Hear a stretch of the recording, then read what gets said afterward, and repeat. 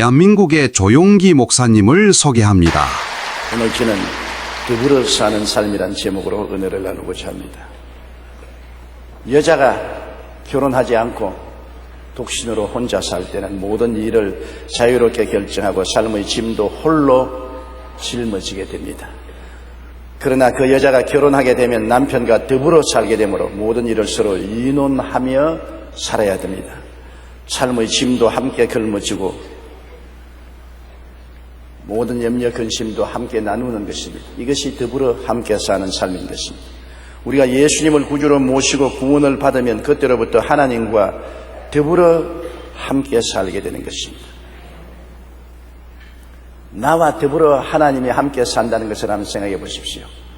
이 세상에 훌륭한 위인과 더불어 함께 사는 것도 마음에 감동적인데 천지와 만물을 지으신 하나님과 더불어 함께 산다면 기가 막힌 감격이 있지 않겠습니까? 많은 사람들은 그냥 신학적으로 통상적으로 이 생각을 받아들입니다만 제가 49년 전 목회를 처음 시작할 때 한 농부 부인이 저에게 진실하게 물은 질문이 저희 가슴 속에 지금도 메아리 치고 있습니다. 저에게 찾아와서 진지한 태도로 저를 쳐다보면서 전도사님, 교회는 왜 다른 종교와 다릅니까? 다른 종교는 찾아가면 그 신이 제단 위에 앉아 있어서 절을 하고 예배를 드릴 수 있는데 왜 교회는 오면 아무것도 없습니까? 전도사님이 하나님 아버지와 예수님 성령 하나님께 대해서 말씀을 하지만 안 보이지 않습니까? 그러므로 나는 너무나 답답하고 간절한 소원이 있으니까 하나님께 그 소원을 편지로 아뢰고자 하오니 하나님 주소를 좀 가르쳐 주십시오. 단순한 질문이지만 굉장히 제게 충격을 주었습니다. 그때까지 저는 하나님 주소를 생각해 본 적이 없었습니다. 그냥 하나님은 계신다고 생각했지 주소를 어떻게 압니까? 대답을 못했습니다. 참 이상하다. 어떻게 주의 종이 하나님 주소도 모르고 주의 종 노릇하느냐 그렇게 말하더라고요. 한 주간 시간만 주시면 주소를 알아내오겠다고. 그래서 한 주간 동안 기도하고 성경을 펼쳐 찾다 요한복음 14장 20절에 하나님 주소를 제가 알아냈습니다. 그게 보니까 하나님이 그날에는 내가 아버지 안에 너가 내 안에 내가 너 안에 있는 것을 너희가 알리라. 바로 주소가 내 안에 있다는 것을 알았습니다. 내가 한 주간 뒤에 그 자매님에게 예수님은 하나님 안에 그리고 주님은 우리 안에 우리는 주님 안에 있으므로 하나님과 우리는 주소가 같다고, 바로 자매님의 집이 하나님의 주소라고, 하나님은 자매님과 함께 거하신다고 그렇게 말을 전해주니 그렇게 기뻐하고 즐거워하는 것이 저희 마음에 지금도 환하게 보입니다. 요수아 1장 5절로 보면 내가 모세와 함께 있었던 것 같이 너와 함께 있을 것입니다. 하나님이 함께 계신다는 것은 너무나 위대한 백이 되지 않습니까? 전지전능 무소부지하신 하나님이 우리와 같이 있으면 무엇이 두렵겠습니까?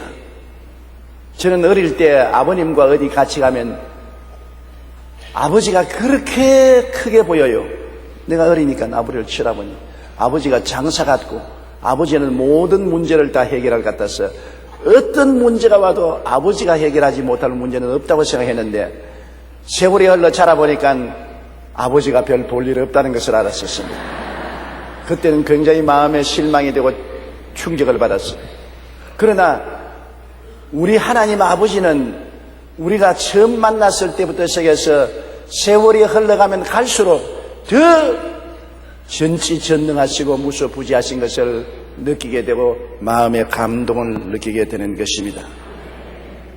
영국의 비평가이며 사상가인 존 러스키는 티끌의 윤리라는 그의 책 속에 이런 질문을 했습니다. 진흙 땅은 하나님이 들어서실 때 무엇이 될 수 있을까요? 그리고 이렇게 대답했습니다. 모래와 흙과 불이 하나님의 장중에 붙잡히게 될 때는 사파이어가 될 수 있으며 모래가 하나님의 손에 붙잡히게 될 때는 오팔이 될 수 있다.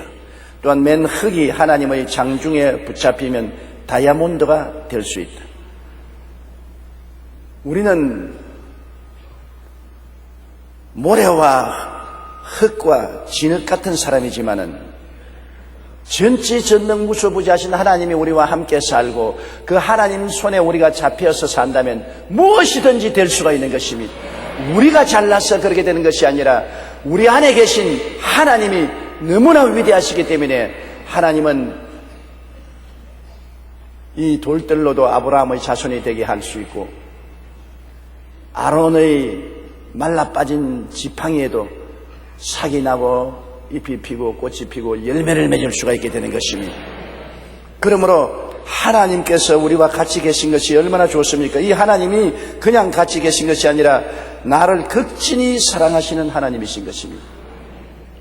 그냥 이 세상에서 우리가 사랑한다고 말하면 부모님이 자식을 사랑한다, 부부간에 서로 사랑한다, 친구간에 사랑한다, 그런 사랑을 막연히 생각하지만 하나님은 우리를 이처럼 사랑하사 독생자를 내주셨습니다.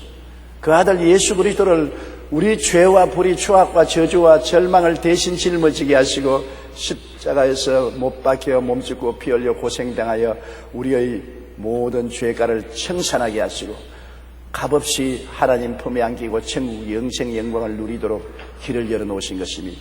여러분, 이것을 우리가 무관심하게 평범하게 생각해서는 안 됩니다.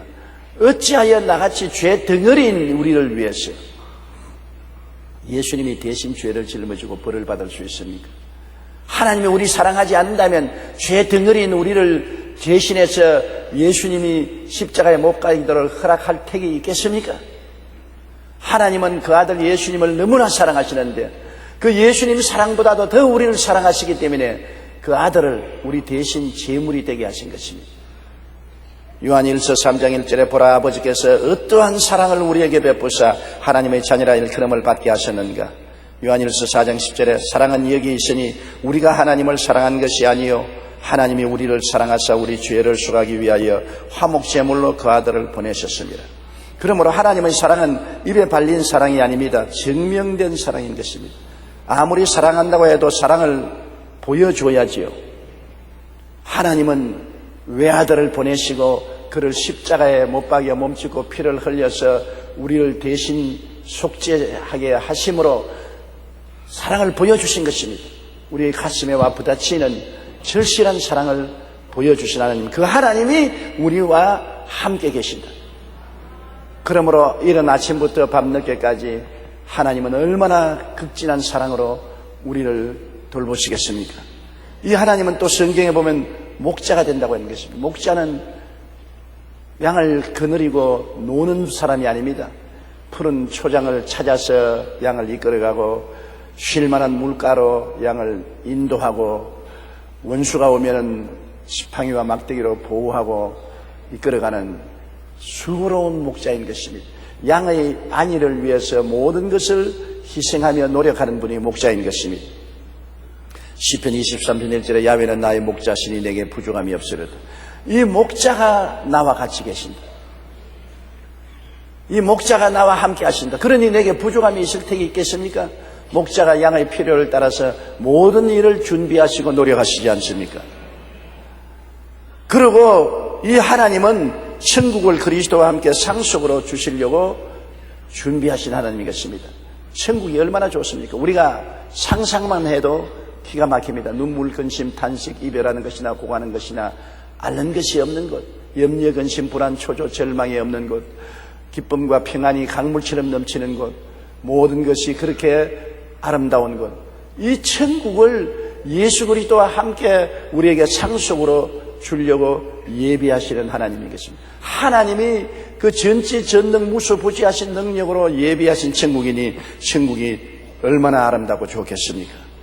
로마서 8장 11절에 자녀이면 또한 상속자 곧 하나님의 상속자요 그리스도와 함께한 상속자니 우리가 그와 함께 영광을 받기 위하여 고난도 함께 받아야 할 것이라. 그리스도와 함께 우리가 하나님 나라를 상속으로 받는 상속자가 되었으니 여러분 보통 사람들이 아닌 것을 알 수 있는 것입니다. 이 하나님이 우리와 같이 계신다. 나는 외롭게 홀로 내버려둔 존재가 아니다. 그러므로 우리는 늘 이 하나님을 바라보고 하나님이 함께 계신다는 생각이 마음을 가득 채워야 되는 것입니다. 하나님은 눈에 보이지 않으나 우리의 생각을 통하여 우리와 같이 계신 것입니다. 우리 생각이 잘못되면 안 되는 것입니다. 언제나 우리 하나님이 우리와 함께 계신 것을 생각하고 꿈꾸고 믿고 하나님이 우리와 같이 계신다고 말로 고백하고 감사하는 여러분 되시기 바랍니다. 이 위대한 하나님이 우리와 같이 계시면 이 하나님이 우리에게 빽이 되므로 강하고 담대할 수 있는 것입니다. 우리가 강하고 담대하라 하는데 우리 혼자서는 강하고 담대할 수가 없어요. 너무나 풍랑이 심하고 고통이 많기 때문에 강하고 담대할 수 없어요. 그러나 이 모든 것보다 위대한 하나님이 빽으로 계심으로 우리가 강하고 담대할 수가 있는 것입니다. 여호수아기 1장 6절에 강하고 담대하라. 너는 내가 그들의 조상에게 맹세하여 그들에게 주리라 한 땅을 이 백성에게 차지하게 하리라. 왜? 하나님이 같이 계시기 때문에 강하고 담대할 수 있다. 이사야 41장 10절에 두려워 말라. 내가 너와 함께함이라. 놀라지 말라. 나는 네 하나님이 됨이라. 내가 너를 굳세게 하리라. 참으로 너를 도와주리라. 참으로 나의 의로운 오른손으로 너를 붙들리라. 하나님이 우리를 탁 잡고 있으면 아무리 바람이 불어와도 꺾이지 아니하고 뿌리채 뽑히지 않습니다. 하나님이 잡고 있지 않으면 폭풍과 불어오면 인생 폭풍 위에 삶이 뿌리채 뽑히는데 하나님이 잡고 있으면 바람이 불어서 흔들려도 부러지지 아니하고 뿌리가 뽑히지 않습니다. 하나님이 우리를 잡고 있으면 홍수가 나서 휘몰아쳐도 음몰되지 않고 떠내려가지 않지요. 하나님이 우리를 붙잡고 있으면 불을 통해도 타지 않습니다.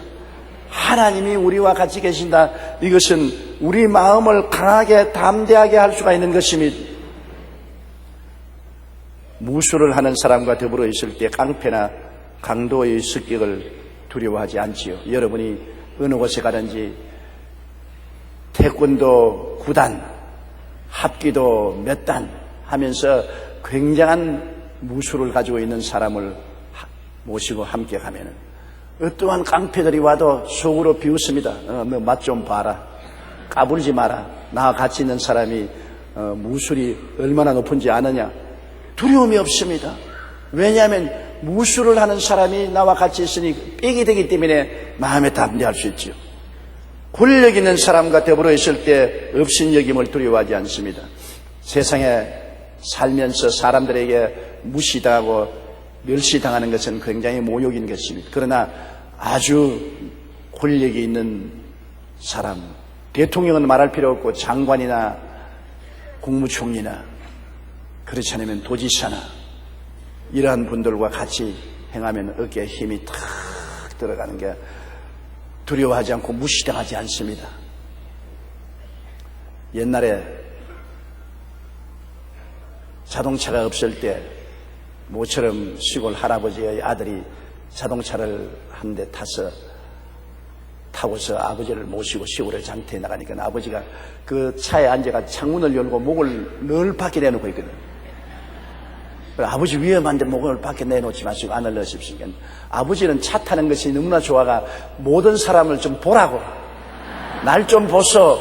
나는 적어도 아들이 잘나서 차를 타고 다니요. 차형을 타고 다니요. 그거 좀 선전하고 싶어서 차 밖으로 목을 내내 밀고서 목이 아프도록 그렇게 차를 탔다는 이야기를 들어본 적이 있습니다. 여러분, 권력 있는 자와 같이 있으면 무시와 멸시를 안 당하는 것입니다. 사람들에게 존경을 받을 수 있습니다. 그리고 돈이 많은 사람과 더불어 있을 때 삶의 부족을 두려워하지 않지요. 부자가 돈이 많으면 그 부자와 같이 지나면은 그 부자의 돈을 나누어 쓸 수 있으니까 부족함이 없지요. 돈에 부족함이 없는 삶을 살 수가 있는 것입니다. 부잣집 근처만 있어도 덕을 보는 것입니다. 오늘날 부자가 자꾸 사라지면 서민들이 더 살기가 힘이 듭니다. 왜냐하면 부자가 돈을 자꾸 써줘야 서민들이 살 수 있지. 구멍가게도 부자가 곁에 있어야 구멍가게가 운영이 된다고요. 부자를 다 때려잡아서 나눠 먹으면 서로 좋을 것 같지만 얼마 나눠 먹지 않으면 다 거지가 돼가지고서 나중에 나눠 먹을 것도 없다고요. 부자는 부자 될 수 있는 능력이 있기 때문에 얼마든지 부자 되도록 자꾸 만들어줘야 하는 것입니다. 그리고 그 부자가 돈을 해외에 가서 쓰지 않고 국내에서 쓰도록 자꾸 제도와 장비를 만들어 주어서 부자가 돈을 벌어서 자꾸 쓰면 그 돈이 가난한 사람에게로 흘러들어가서 가난한 사람도 살게 되는데, 부자를 때려잡으면 가난한 사람이 잘 살 수 있을 줄 생각하는데 오해입니다. 부자를 때려잡으면 부자는 돈이 있기 때문에 먹고 살 수 있지만은 부자가 돈을 안 쓰면 가난한 사람은 굶어 죽는 것입니다. 그러므로 부자는 부자 되게 하고 가난한 사람은 부자들이 쓰는 돈을 통해서 또 먹고 살 수 있게 되고 그렇게 돼야 되는 것입니다. 그러므로 부자와 더불어 살면은 우리가 물질적인 풍족을 누릴 수 있습니다. 우리가 6.25 사변 난 이후로 억척같이 살아나온 이유는 부자인 미국과 함께 있었기 때문에 미국이 우리나라에 원조도 많이 해주고 돈도 많이 써주어서 우리가 잘 살게 된 것입니다. 지금은 잘 살게 되었다고 미국 물러가라고 야단이지만은 옛날을 모르고 하는 소리인 것입니다. 우리가 그때 소련하고 같이 있으면 소련은 와서 기계까지 다 뜯어가 버렸을 것입니다. 북한의 소련군이 진주에서 쓸만한 기계는 다 뜯어가 버리고 마는 것입니다. 살아도 부자하고 같이 살아야 떨어지는 것이 있는 것입니다. 그러므로 돈이 많은 사람과 더불어 있을 때 삶의 부족을 두려워하지 않게 되는 것입니다. 하나님이 그러면 더불어 있으면 어떻게 되십니까? 세상에 무수라는 사람이나 권력 있는 사람이나 부자하고 같이 있어도 빽이 되어 우리가 두려워하지 않고 강하고 담대할 수 있는데, 하나님이 우리와 같이 계신다면 우리가 어떤 태도를 취해야 되겠습니까? 시편 146편 5절에 야곱의 하나님을 자기의 도움으로 삼으며 야훼 자기 하나님께 자기의 소망을 두는 자는 복이 있다고 말한 것입니다. 하나님이 같이 계시는 것을 알면 모세와 같이 강하고 담대할 수 있습니다. 모세가 무슨 빽을 믿고 300만 이스라엘 백성을 아무 양식도 예비하지 아니하고 의약품도 예비하지 아니하고 쓸 것도 준비하지 않고 그대로 인도하여 430년 종살이된 애굽에서 보무당당에 나왔습니다. 생각해 보세요. 요사이 여러분 300만 도시에 사는 사람들을 다른 도시로 옮긴다고 해보십시오. 얼마나 많은 양식이 필요하며 차량이 필요하며 앰뷸런스가 필요하며 될 것이 필요하며 물을 얼마나 많이 예비해야 될 것이고 상상을 초월합니다. 어지러워서 생각할 수가 없는 것입니다. 우리 교회가 1년에 한 번씩 올림픽 스타디움에서 대회를 치르는 것도 1년 동안 준비를 합니다. 1년 동안 준비위원회를 구성해서 준비를 해서 대회 하루 치르는데 300만 백성을 이끌어가는데 그들 먹어야 되지요, 입어야 되지요, 마셔야 되지요, 또 약품도 있어야 되지요. 그런데도 불구하고 빈손 들고 모세가 이스라엘 백성을 이끌고 애굽에서 나온 것은 하나님이 빽이 있었기 때문에 강하고 담대한 것입니다. 하나님이 없었으면 그런 자살적인 행동은 할 수가 없어요. 그들이 홍해가에 왔을 때 창이란 홍해수가 앞을 막고 뒤에 애굽의 바로가 대군대를 거느리고 습격해 왔을 때 얼마나 당황스럽고 고통스럽습니까? 죽은 것은 필연적인 것입니다. 앞에는 홍해 바다요, 뒤에는 애굽의 대군대가 밀어오는데 어디가 삽니까? 그래도 모세가 담대한 것은 하나님이 있었기 때문인 것입니다. 모세는 말하기를 너희는 두려워하지 말고 가만히 서서 야훼께서 오늘 너희를 위하여 행하시는 구원을 보라. 너희가 오늘 본 애굽 사람을 영원히 다시 보지 아니하리라. 야훼께서 너희를 위하여 싸우시리라. 하나님이 같이 계실 때 이와 같이 강하고 담대할 수가 있는 것입니다. 다윗도 마찬가지지요. 다윗은 이새의 8째 아들로 별로 사랑을 받지 못했습니다. 집안에서 인간 취급을 받지 못했어요. 호의호식은 형들이 다 하고 더러운 일은 맡아서 했습니다. 다윗은 늘 양치기로 양을 쳤습니다. 교육을 받은 것도 아닙니다. 사랑도 받고 있지 않았습니다. 그러나 다윗은 그 때문에 더욱 하나님을 의지하고 하나님을 예배하고 하나님을 따라갔습니다. 하나님을 바라보고 마음이 강하고 담대했습니다. 하나님이 나와 같이 계시면 누가 나를 해치겠느냐. 그래서 아버지 양을 칠 때 사자나 곰이 와서 양을 물고 가면 따라가서 빼앗고 덤벼들면 막대기로 쳐서 죽였습니다.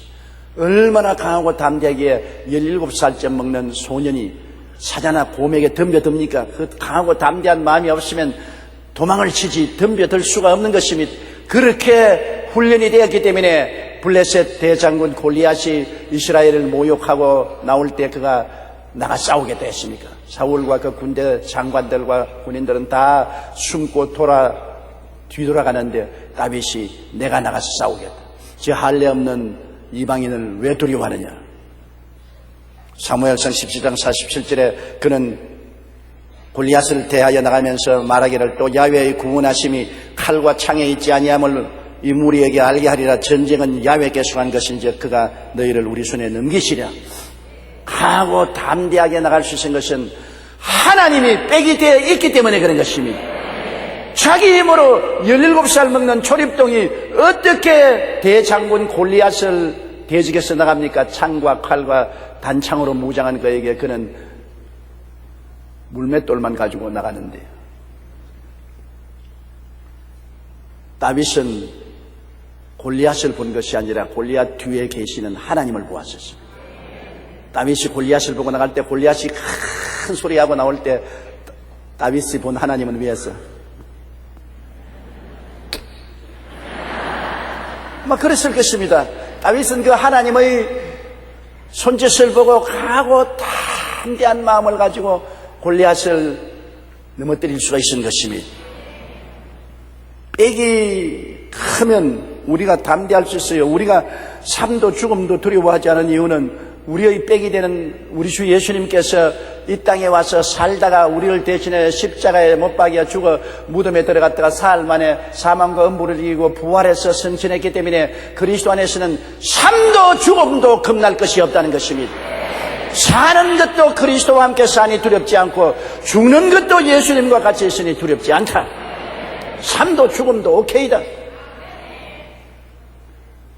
오늘 우리가 여러분 죽음을 두려워하지 않는다는 것이 얼마나 행복한지 모릅니다. 모든 사람들은 잠재적인 두려움을 가지고 있습니다. 죽음에 대한 두려움을 가지고 있습니다. 그러나 예수님을 구주로 모신 사람은 예수께서 죽었다가 부활하신 것을 확실히 알므로 그리스도가 나와 함께 죽고 나와 함께 장사 지내고 나와 함께 부활을 성천하셨으므로 그리스도 안에서 나는 죽음이 없다는 것을 알고 있는 것입니다. 사망아 너희 이기는 것이 어디느냐? 사망아 너희 쏘는 것이 어디느냐? 사망은 이미 그리스도 안에서 철폐된 것입니다. 죽음은 당시 과정에 불과한 것입니다. 우리 낡은 몸을 벗어버리고 부활의 영생의 생명으로 갈아입는 과정에 불과한 것입니다. 그러므로 시편 기자는 23편 4절에 말하기를 내가 사망의 엄침한 골짜기로 다닐지라도 해를 두려워하지 아니할 것은 주께서 나와 함께 계심이라. 주의 지팡이와 막대기가 나를 안위하시나이다. 시편 91편 4절에 그가 너를 그 깃으로 덮으시리니 내가 그 날개 아래 거하리라. 이러므로 하나님이 같이 계시면 삶도 죽음도 두렵지가 않은 것입니다. 이 하나님이 구만리 장천 멀리 계시면 몰라도 그날에는 내가 아버지 안에, 너가 내 안에, 내가 너희 안에 있는 것을 너희가 알리라. 아버지와 아들과 성령께서 우리 안에 와서 우리와 같이 계신 것입니다. 우리는 하나님과 함께 있는 사람들인 것입니다. 따라 말씀하셔서 나는 하나님과 더불어 함께 있는 사람이다. 그러니 강하고 담대하지 아니할 수가 없습니다. 하나님이 같이 계시는데 왜 겁쟁이가 되어서 웅크리고 앉아 뒤로 물러가겠습니까? 하나님이 나를 위하시면 누가 나를 대적하리요? 그 아들을 아끼지 않고 우리에게 주시니까 그 아들과 함께 무엇을 선물로 주지 아니하겠느냐? 항상 여러분은 하나님의 손을 잡고 있다는 것을 잊지 마시기 바랍니다.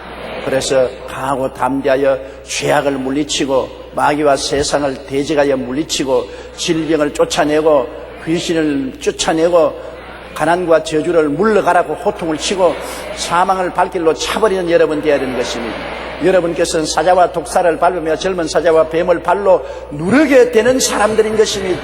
왜냐하면 하나님이 같이 계심으로 태간 족속이요 왕같은 제사장이요 거룩한 나라요 그의 소유된 백성이 되어 당당하게 살 수 있게 만들어 주신 것입니다. 그러므로 우리는 항상 하나님과 더불어 산다는 것을 알고 마음속에 내 혼자 살지 않고 하나님과 더불어 삶으로 더불어 사는 조건을 늘 이루어야 되는 것입니다. 여러분, 우리가 가장 가까이 더불어 사는 분이 누굽니까? 남편과 아내, 자식들과 사이에 가족이 항상 더불어 함께 살지 않습니까? 오늘 많은 가정이 파괴된 이유는 더불어 함께 사는 조건을 이루지 못하기 때문인 것입니다. 더불어 함께 살기 위해서는 대화를 게을리하지 말아야 되는 것입니다. 서로 자꾸 대화를 해야 돼요. 사람은 대화의 동물입니다. 서로 말을 하고 말을 듣고 마음을 교제하는 것입니다. 대화의 통로가 깨어지면 서로 분리되게 되는 것입니다. 대화는 대단히 중요한 것입니다. 그러므로 상대의 말에 늘 귀를 기울이고 경청해야 되는 것입니다.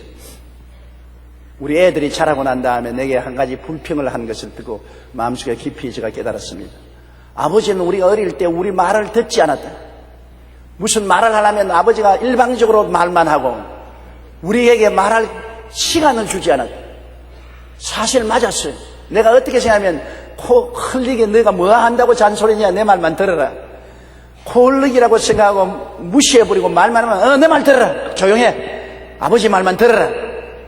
그렇게 했기 때문에 어릴 때 그들은 중대한 말을 표현할 수 없었으므로 대화가 안 되므로 고독하게 느끼고 마음에 상처를 입은 것입니다. 어린아이도 어린아이대로 자기의 생각이 있습니다. 청소년도 그들의 생각이 있습니다. 그러므로 그 생각을 경청해 줘야 되는 것입니다. 남편은 아내의 말에 귀를 기울여야 되는 것입니다. 아내도 남편의 말에 귀를 기울여야 되는 것입니다. 대화가 사라지면 교통이 사라지고 죽은 가정이 되어버리고 마는 것입니다. 야고보서 1장 19절에 사람마다 듣기는 속히 하고 말하기는 더디하며 성내기도 더디하라고 말한 것입니다. 아나운서였던 이수경 씨는 자신이 쓴 말 있는 대화법에서 대화의 비결을 설명했습니다. 그 비결은 바로 1, 2, 3의 법칙인데, 하나를 이야기했으면 둘을 듣고 그 다음에 셋은 맞장구 치라는 것입니다. 여러분, 남편하고 아내하고 살 때 그렇게 하십시오. 내가 말은 한 번 하고 남편 아내 말은 두 번 듣고 세 번째는 옳소이다, 맞았어, 옳지거니 맞장구 쳐주라는 것입니다. 아주 좋은 말인 것입니다. 우리가 대화를 하려면 일방적인 자기 말만 하면 안 됩니다. 가장 문제가 자기 말만 하는 사람들 때문에 요란하고 복잡스러운 것입니다. 자기 말은 하나 했으면 상대방은 둘을 말하게 하고 그 다음에 세 번째는 자꾸 칭찬을 해주고 동의를 해주라는 것입니다. 우리가 더불어 살기 위해서는 대화를 게을리하지 말아야 하는데, 상대방의 말에 경청하지 않고 동정하지 아니하면 대화가 할 수 없는 것입니다. 우리가 북한하고도 자꾸 대화를 하려는 이유가 그것이 어떤 사람이 빨갱이하고 이야기해서 무슨 말을 했냐, 차라리 마귀하고 말을 하지. 그러나 마귀는 대화의 상대가 안 되지만은, 북한은 우리 동포고 사상이 다르지만은 대기라고 했기 때문에 끊임없이 서로 대화를 해야 되는 것입니다. 억지 소리를 해도 듣고 또 우리 말도 말하고, 대화가 있는 이상은 주묵이 올라가갑니다. 대화가 끝이면 주묵이 날아가거든. 대개 대화할 줄 모르는 사람이 주묵을 씁니다. 대화할 줄 아는 사람은 말로서 해결하지 주묵을 쓰지 않는 것입니다.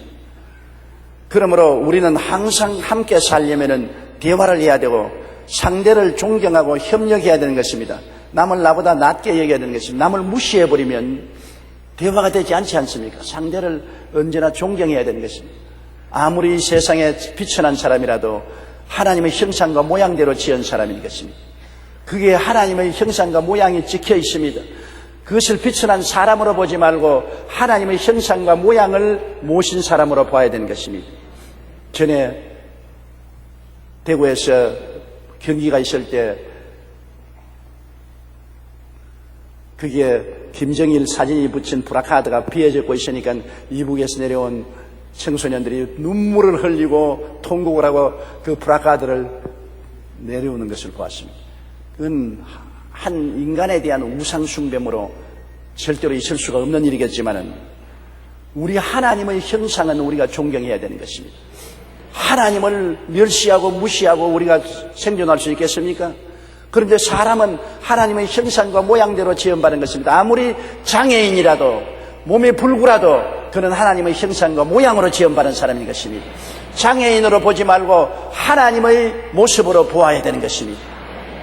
아무리 노숙자라도 그가 비록 방탕하고 타락한 사람일지라도 하나님의 형상과 모양이 거기에 있는 것을 알고 하나님의 형상과 모양을 존경해서 귀하게 여겨야 되는 것입니다. 그렇기 때문에 상대를 존경하고 협력해야 되는 것입니다.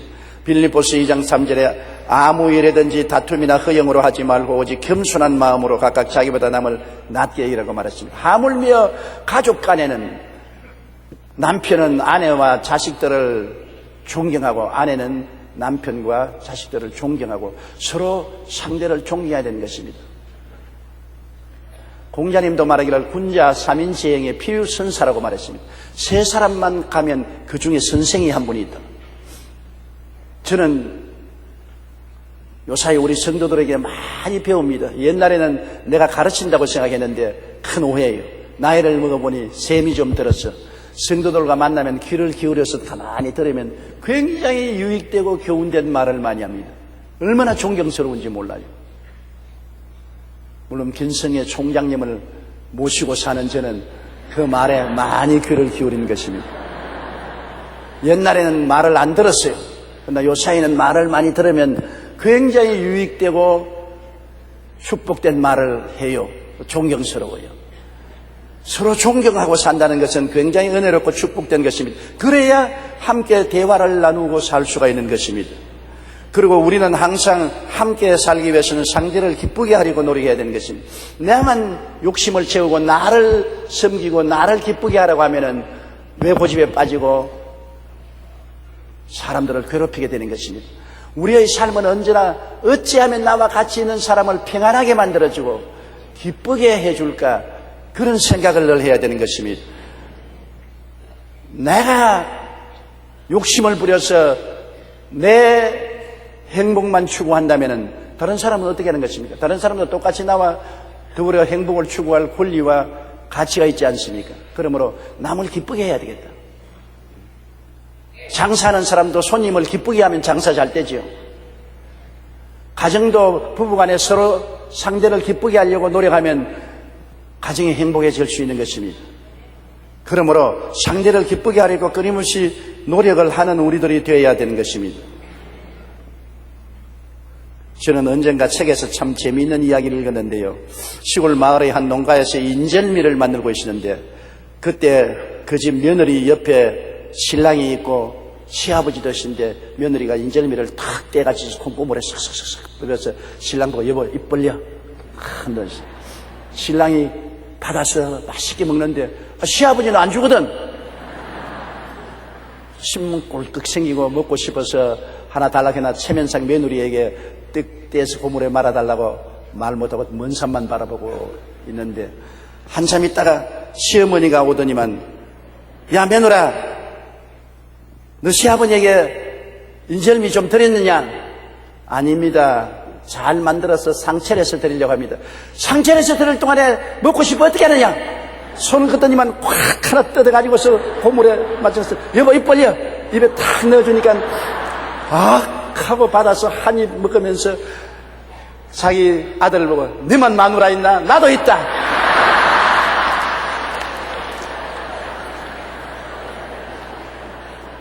얼마나 재미있는 일인 것입니까?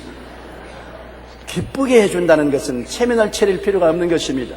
그 시어머니가 그 시아버지를 그렇게 대해줌으로 얼마나 시아버지에게 기쁨을 주었습니까? 우리는 서로 자기를 낮추고 남을 기쁘시게 하려고 애를 써야 될 것인 것입니다. 그러면 우리가 하나님과 더불어 함께 살기 위해서는 어떻게 해야 되겠습니까? 사람과 더불어 살기 위해서도 이렇게 해야 되는데 하나님과 더불어 살기 위해서는 하나님의 말씀에 항상 경청해야 되는 것입니다. 우리는 하나님이 아닙니다. 자꾸 하나님을 가르치려고 하지 말고 하나님의 말씀에 귀를 기울여야 되는 것입니다. 주야로 하나님 말씀을 읽고 하나님 말씀에 귀를 기울이는 우리들이 되어야 되는 것입니다. 신명기 6장 3절에 이스라엘아 듣고 삼가 그것을 행하라. 그리하면 내가 복을 받을 것이라. 신명기 30장 20절에 내 하나님 야훼를 사랑하고 그의 말씀에 청종하며 또 그의를 의지하라. 그는 내 생명이요 내 장수라고 말한 것입니다. 하나님의 말씀은 성경 66권을 통하여서 우리에게 늘 말씀하고 있는 것입니다. 오늘날 직접 하나님의 음성을 들을 필요가 없습니다. 성경을 통해서 하나님의 성령이 우리에게 말씀하시는 것입니다. 그러므로 성경을 늘 읽고 묵상하고 성경을 마음속에 받아들이면 하나님의 음성을 받아들이게 되는 것입니다. 믿음은 들음에서 나며 들음은 그리스도의 말씀으로 말미암는다고 성경을 읽음으로 마음에 믿음이 생기고 하나님을 더 깨달아 알게 되는 것입니다. 하나님과 교통하기 위해서 말씀을 멀리하면 절대로 안 되는 것입니다. 그리고 기도의 교통을 게을리하지 말아야 되는 것입니다. 우리는 늘 하나님께 기도하고 간구하고 도구하고 감사하고 찬미해야 되는 것입니다. 기도할 줄 모른다는 말은 하면 안 되는 것입니다. 평범한 말로 매일매일 일어난 일들을 하나님께 고하는 것은 기도요 교제인 것입니다. 우리가 가족이 만나면 그날 일어난 일을 평범하게 말하잖아요. 하나님께도 모두 다 우리의 생애 속에 일어난 일을 평범하게 말하고 그 다음 내가 원하는 것은 간절한 마음으로 하나님 도움을 달라고 기도하고 그 다음 내 가족과 이웃을 위해서 대신 기도를 해드리고 예배하고 찬양하고 감사하는 이러한 기도의 교통이 우리의 삶 속에 항상 있어야 되는 것입니다. 이 교통이 끊어지면 하나님과 우리 사이에 교통이 끊어지게 되고 마는 것입니다. 그러고는 우리가 범사에 하나님을 믿고 순종해야 되는 것입니다. 하나님께서는 우리에게 은혜를 주시기 전에 믿고 순종하는지 아는지를 시험해 보시는 것입니다. 요수아에게 하나님은 여리고성과 그 백성을 내게 주었다고 하시고 난 다음에도 여리고성을 7바퀴 돌게 만들어준 것입니다. 하루에 한 바퀴씩 7바퀴 저쪽으로 7일째는 7바퀴 돌고 고함을 치라고 하는 것입니다. 왜냐? 이미 여리고성과 그 백성을 이스라엘에게 주었음에도 불구하고 이것을 확실히 믿고 순종하는가 아는가를 7일 동안 시험해 보시고 난 다음에 그 다음 주님께서 허락한 것을 넘겨주신 것입니다. 히브리서 10장 38절에 너희 의인은 믿음으로 말미암아 살리라. 또한 뒤로 물러가면 내 마음이 저를 기뻐하지 아니하리라고 말한 것입니다. 하나님을 믿고 순종하는 삶을 살아야 되는 것입니다. 그리고 늘 하나님을 기쁘시게 하려고 노력해야 되는 것입니다. 매사에 우리가 이것이 하나님이 기뻐하실 것인가 아닌가를 생각하고 하나님 편에 서서 선택해야 되는 것입니다. 매사에 하나님이 뭘 원하는지 어떻게 압니까? 우리 마음에 우리가 최선을 다해서 일에 선택할 때 하나님 편에 서서 생각하고 선택하는 것입니다. 주일날 교회 갈까 놀러 갈까 선택을 우리가 하는데 무엇이 하나님을 기쁘시게 하겠습니까? 하나님 예배 드리는 것이 하나님을 기쁘시게 하지요. 그러면 하나님 예배 드리러 가는 것은 하나님을 기쁘시게 하는 것입니다. 내가 물질이 있을 때 내가 하나님 먼저 위해서 섬길까 그렇지 않으면 내 필요한 데 쓸까 하나님 편에서 생각해 보십시오. 하나님 필요한데 먼저 드리고 그 다음 내가 쓰는 것이 하나님이 기뻐할 것이다. 또 그렇게 선택하는 것입니다. 내가 사람들과 같이 어울려 있을 때 그들에게 전도할까 말까 전도하는 것이 하나님을 기쁘시게 할 것이라고 생각되면 전도함으로 하나님을 기쁘시게 할 수 있는 것입니다. 남에게 위로하고 격려하는 것이 내 하나님께 영광이 될까 안 될까 생각해보고 그것이 좋으면 그렇게 하면 하나님께 영광이 되는 것입니다. 범사의 선택이 굉장히 중요한 것입니다. 우리는 내 생각대로 선택하지 말고 하나님 편에 서서 선택하면 하나님을 기쁘시게 할 수가 있는 것입니다. 하나님을 기쁘시게 하면 하나님이 우리에게 은총을 베풀어 주신 것입니다. 여러분 성경에 보면은 에녹은 300년 동안 하나님을 기쁘시게 했습니다. 그러니까 하나님이 죽음을 보지 않고 하늘나라로 데리고 가버린 것입니다. 우리가 매사에 하나님을 기쁘시게 하면 하나님이 우리를 기쁘게 만들어주는 것입니다. 주 야훼를 기뻐하라. 제가 내 마음에 소원을 이루어 주시겠다고 말씀하신 것입니다. 그 다음에 우리는 긍정적인 생각과 꿈과 말을 하고 살아야 되는 것입니다. 우리가 여호수아 1장 9절에 말씀한 대로 강하고 담대하라. 두려워하지 말며 놀라지 말라. 내가 어디로 가든지 내 하나님 야훼가 너와 함께하느니라 하겠으므로 부정적이고 비관적인 사람과 살기가 참 힘듭니다. 하나님도 부정적이고 비관적인 사람과 살기를 원치 않습니다. 여러분 수도관에는 몇 가지가 있습니까? 상수도관, 하수도관이 있지요. 여러분이 상수도가 되고 싶습니까? 하수도가 되고 싶습니까? 상수도는 맑은 물이 콸콸콸 흘러서 부엌에도 목욕탕에도 양식장에도 또 농사 짓는데도 아름답게 사용되지만 하수도에는 온갖 썩은 것, 더러운 것, 냄새나는 것, 꾸정물이 흘러가지 않습니까? 오늘 이 세상에 하나님께서는 여러분이 상수도관처럼 긍정적이고 적극적이고 창조적이며 믿음, 소망, 사랑이 넘쳐나고 의의 평강, 희락이 넘쳐나며 할 수 있다 하면 된다 해보자는 생각이 넘쳐나는 사람이 되기를 원하는 것입니다. 그러나 하수도 같은 사람이 되어서 늘 원망, 불평, 탄식, 욕하고 비난하고 공격하고 시기, 분노, 질투로 꽉 들어찬 사람이 되면은 하나님이 여러분과 더불어 살려고 하지 않을 것입니다. 여러분도 생각하셨어요. 아내가 하수도 같은 아내가 있으면 데리고 살겠습니까? 입만 열면 썩은 냄새가 콸콸 나고 비난하고 공격하고 원망하고 탄식하면 그 아내하고 살 수가 없습니다. 남편도 안 가지죠. 남편이 긍정적이고 적극적이고 창조적이고 상수도같이 밝고 화나면 온 아내와 가족들이 살기가 좋은데 남편이 원망, 불평, 탄식하고 늘 욕을 하고 흉한 소리를 하면 같이 못 살잖아요. 여러분은 항상 내가 상수도냐 하수도관이냐를 생각해야 되는 것입니다. 너무나 많은 사람들이 하수도관이 되어 있어요. 아예 입만 열면 썩은 냄새가 콸콸 쏟아져 나와요. 그러니 하나님이 어떻게 복을 주겠습니까? 마음의 상수도같이 맑고 밝고 환하고 긍정적이고 적극적이고 창조적인 사람이 되시기를 주의 이름으로 축원합니다. 그리고 늘 환경을 보고 주님을 보지 않고 두려워하는 사람과 살기 힘듭니다. 언제나 주님을 바라보면 내가 염려, 근심, 불안, 초조, 절망이 다가오더라도 주님께서 같이 계심으로 주님이 나를 붙들어서 도와주신다. 그런 확실한 마음을 가지고 살 수 있는데 주님은 교회에 와서 잠시 만나보고 그 다음에는 사회로 나가면 성경 속에 주님을 집어넣어 버립니다. 주님 성경 안에 가만히 계세요. 일주일 동안 난 당신을 못 만나겠습니다. 그리고 세상에 나가서는 주님 없이 세상만 바라보고 삽니다. 세상의 모든 고난과 괴로움과 부정적인 것을 바라보고 원망, 불평, 탄식하며 살고 있는 것입니다. 그러면 하나님께서 그런 사람을 사용하기가 힘드는 것입니다. 우리가 언제나 주님을 바라보고 주님을 의지해야 됩니다. 어려움이 다가오더라도 주님을 바라보고 하나님은 나의 피난처요, 나의 요새요, 나의 의뢰하는 하나님이라니 제가 나를 세사형권의 올무에서와 극한 연병에서 건지실 것이다. 그가 그 사자를 내게 보내어 나의 모든 길에서 나를 지키신다. 주께서 내 손으로 나를 붙들어서 내 발이 돌에 부딪히지 않게 하신다.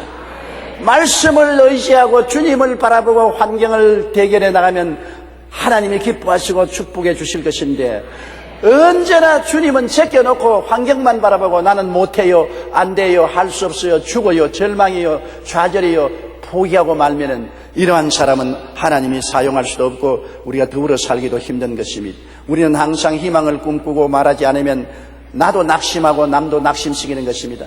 내가 언제나 마음속에 희망을 꿈꿔야 되는 것입니다. 희망을 생각해야 되는 것입니다. 희망을 믿어야 되는 것입니다. 희망을 말해야 되는 것입니다.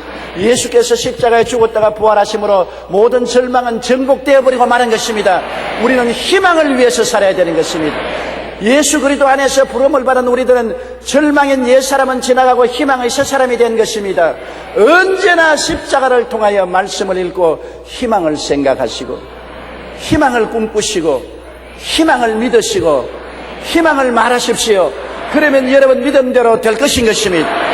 그러나 내가 절망을 생각하고 절망을 꿈꾸고 절망을 믿고 절망을 말하면 나도 죽고 남도 죽습니다. 다른 사람도 이와 같은 절망을 들으면 절망의 가슴을 치게 되는 것입니다. 이 학계에서 사용하는 용어로 플라시보라는 말과 노시보라는 말이 있습니다. 플라시보란 말은 약 효과가 없는 밀가루를 주면서 좋은 약이라고 하는데 그 좋은 약인 줄 알고 먹고 난 다음에 건강해지는 것을 말하는 것입니다. 어떤 약방에 밤에 손님이 와가지고서 지금 사람이 죽어가는데 빨리 약을 달라고. 어떻게 죽었는지 모르겠다고 사지가 다 뒤에 털고 아주 열이 높고 죽었는데 밤중이 돼서 병원에 갈 수도 없고 시골인데 하나 있는 약방에 와서 약을 달라는데 무슨 약을 줄지 모릅니다. 그래서 약사가 밀가루를 봉투에 사가지고서 굉장히 좋은 약이니까 이 약 먹으면 당장 나을 것이라고. 그리고 내일 아침에 오라고. 그래 보냈는데 내일 아침에 안 오거든요. 그래서 전화로 그랬습니다. 어떻게 안 옵니까? 얼마나 좋은 약인지 먹고 직통으로 나와버렸다고. 플라시보입니다. 밀가루를 먹었는데 아주 좋은 약이라고 생각하고 난 다음에 생각이 약이 되어가지고서 기적이 일어난 것입니다. 그러나 노시보라는 말은 건강한 사람도 부정적인 말을 하면 죽인다는 것입니다. 나이 7, 80이 된 할머니를 만나가지고서 아이고 안색이 왜 그러십니까? 영 죽게 됐네요. 이제 며칠 못 살겠네요. 그러면 진짜 며칠 못 살고 죽어버리고 마는 것입니다. 노스이브는 말하지 말아야 되는 것입니다. 사이몬트 박사의 자료에 의하면 159명의 말기암 환자를 대상으로 훈련을 했습니다. 당신은 삽니다. 건강합니다. 암으로 안 죽습니다. 그렇게 말을 했는데 평균 수명이 24.4개월로 연장이 되고 또 훈련을 그렇게 말을 듣지 않는 환자보다 2배 이상 생명을 오래 살았으며 14명은 완전히 암이 나았다는 것입니다. 보십시오. 암으로 필연적으로 죽어가는 사람도 병원에서 시험을 해보고 당신은 삽니다. 건강합니다. 이길 수 있습니다. 용기를 주니까 그 용기와 희망을 가지고 이렇게 많은 사람들이 오래 살고 또 완전히 암에서 나을 수도 있는 것입니다. 우리는 부정적인 말을 하고 살면 안 되는 것입니다. 십자가를 통하여 새 사람이 된 것을 바라보고 생각하고 믿고 꿈꿔야 되는 것입니다. 여러분과 나는 옛날 사람이 아닙니다. 누구든지 그리스도 안에 있으면 새로운 피조물이라 이전 것은 지나갔으니 보라 새 것이 된 것입니다. 십자가를 통하여 용서받은 의인입니다. 성령 충만한 사람입니다. 제가 채찍에 맞음으로 나음을 입은 사람입니다. 여러분은 아브라함의 복을 받은 사람인 것입니다. 여러분은 부활 성천 영생 복락을 얻은 사람들이 된 것입니다. 그러므로 이와 같은 것을 생각하고 꿈꾸고 믿고 말을 하는 여러분 되시기를 주의 이름으로 축원합니다. 우리가 인생을 살면서 태도가 사실보다 굉장히 중요합니다. 어떠한 어려운 문제가 다가와서 망하지 않습니다. 문제에 대한 태도 때문에 우리가 망하는 것입니다. 우리가 다가오는 문제가 우리를 망하게 하는 것은 10%밖에 안 된다는 것입니다. 90%는 우리가 부정적이고 절망적인 태도를 취함으로 망한다는 것입니다. 우리가 그리스도 안에서 적극적이고 긍정적인 태도를 취하고 살면은 우리는 모든 일에 성공을 하고 살아갈 수가 있는 것입니다. 우리는 하나님의 부르심을 받아 하나님과 더불어 함께 살게 된 택함받은 사람들입니다. 빼어나게 훌륭한 남편과 함께 사는 부인이 한없이 행복한 것처럼 우주에 비교할 자가 없는 우리 하나님 아버지와 구주 예수님과 보혜사 성령님 삼위일체 하나님과 더불어 함께 사는 우리야말로 너무나 행복하고 평안하고 기뻐할 수밖에 없습니다. 하나님은 여러분 아버지가 되시고 예수님은 여러분의 주님이 되시고 형님이 되시고 신랑이 되시고 구주가 되시고 보혜사 성령님이 여러분을 돕기 위해서 항상 같이 계시고 성군 천사들이 우리와 더불어 함께 계시는데 무엇을 두려워하겠습니까? 그러므로 여러분께서 하나님과 더불어 함께 사는 사람이 되었다는 것을 알고 항상 기도하고 강하고 담대한 신앙을 가지고 살게 되시기를 주님 이름으로 축원합니다. 기도드리겠습니다. 하나님 우리 아버지여, 우리는 종종 하나님 없는 외로운 무력한 사람으로 생각하고 행동할 때가 많습니다. 내 아버지 하나님이시여, 개도 주인과 같이 가면 강하고 담대해지는 것처럼 우리가 하나님과 같이 있고 하나님이 우리 빽이 되니 하나님을 의지하고 강하고 담대하고 두려워하지 말고 놀라지 말고 하나님을 믿고 의지하고 사는 우리들이 되게 도와주옵소서. 예수님 이름으로 기도드리옵나이다. 아멘. 할렐루야. 아멘. 목사님 감사합니다. 구독과 좋아요는 제작하는 데 힘이 됩니다. 감사합니다.